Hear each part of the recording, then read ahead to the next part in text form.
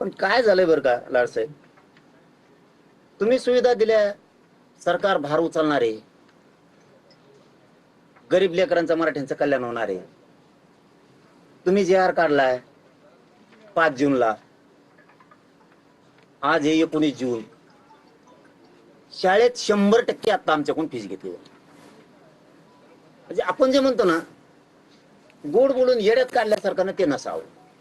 जर सरकार सांगतंय इथं की संबंधित प्रशासकीय विभागामार्फत योजनांची तात्काळ अंमलबजावणी करायची, मग अधिकारी मोठे झालेत का सरकारला अधिकारी बदनाम करणार आहेत याचं उत्तर तरी मला एकदा द्या. सरकारमधलं आणि मराठ्यांमधलं प्रेम टिकू द्यायचं नाहीये असं काही उद्देश आहे का, ते तरी मला एकदा सांगा अधिकाऱ्यांनी. नसता सरकारने तरी सांगा की आम्ही तुम्हाला येड्यात काढायसाठी जी आर काढतोय. आम्हाला येड्यात नका काढू. तुम्ही जर एवढं मोठं मन करून ह्या गोष्टी दिल्यात, 15 तारखेपासून आज 19 पर्यंत 4 दिवस झाले, 100% मराठ्यांच्या पोराकडून फीस घेतली जाते. शाळेत जर आम्ही गेलो तर शाळेतले लोक म्हणायला लागले ते सरकारनं आम्हाला सांगितलेलं नाहीये. मग आता हे लाडभूच्या कानावरती ही गोष्ट पाहिजे.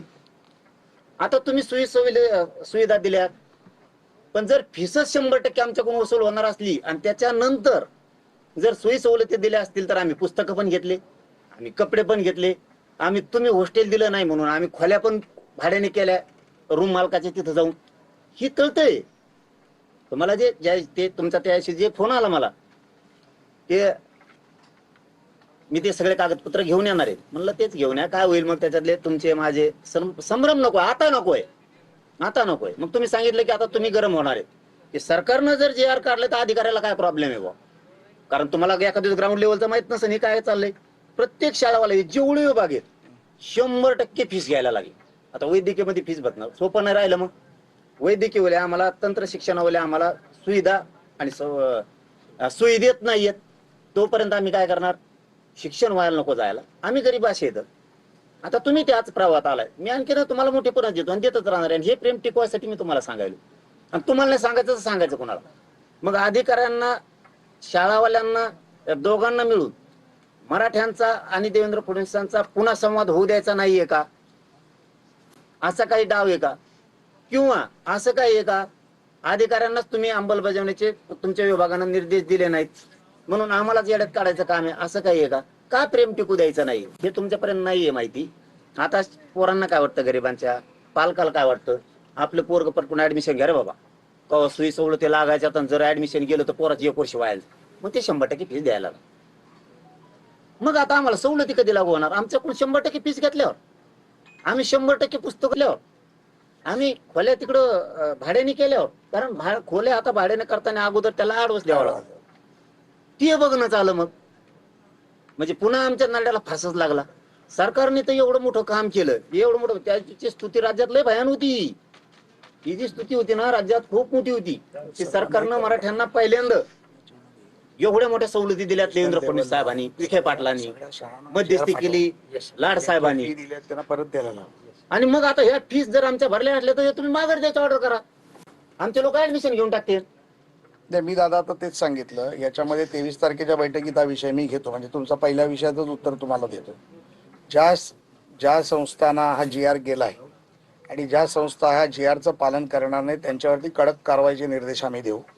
ज्यांनी फिया घेतल्या ते फिया परत दिल्या जातील त्या मुलांना. मग काय हरकत नाही, मग काय. आणि हा जो कायदा आहे, एक तुम्हाला सांगतो, माननीय मुख्यमंत्र्यांचं तुम्ही अभिनंदन केलं, माननीय मुख्यमंत्र्यांनी देखील तुमचा सन्मान करून सांगितलं की प्रसाद लाड आणि विखे पाटलांनी जे म्हटलं ते मला विचारून आणि माझ्याशी चर्चा करूनच म्हटलं. त्यामुळे हे कुठलीही गोष्ट मुख्यमंत्र्यांना न विचारता गेली नाही, हे त्यांनी स्वतःनी एका ठिकाणी टीव्हीवर चॅनलच्या माध्यमातून सांगितलं.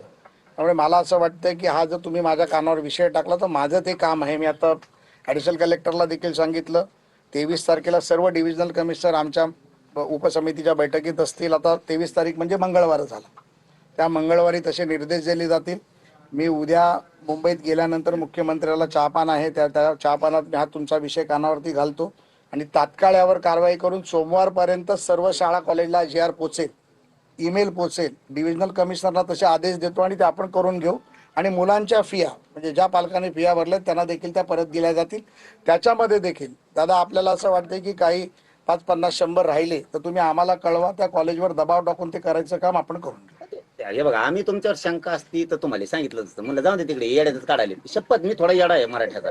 मी लगेच म्हणलं तुम्ही येड्यात काढायला, हे तुमचं दप्तर आणि तुम्ही आणि मी माझा धंदा बघतो काय करायचं. मी खरं सांगतोय, कारण मी शाळेवरती 2 दिवस, ते पण तुम्हाला मीडिया समोरच सांगतो. कारण काय असतं, आपलं क्लिअर टायटल राहिलं पाहिजे. तुम्हालाही डाग नको, आम्हाला पण नको. आम्हाला की तुमच्या पक्षात असल्यामुळे तुम्हाला डाग नाही लावायचा आणि तुम्हाला येड्यात नाही काढायचं. जरी मुख्यमंत्र्यांनी नाही केलं तरी तुम्हाला शब्द आहे मीडिया समोर, आम्ही कधीच म्हणणार नाही की लाड साहेबांनी आम्हाला फसवलं, कधीच म्हणणार नाही. कारण हे लय विचित्र राजकारण असतं.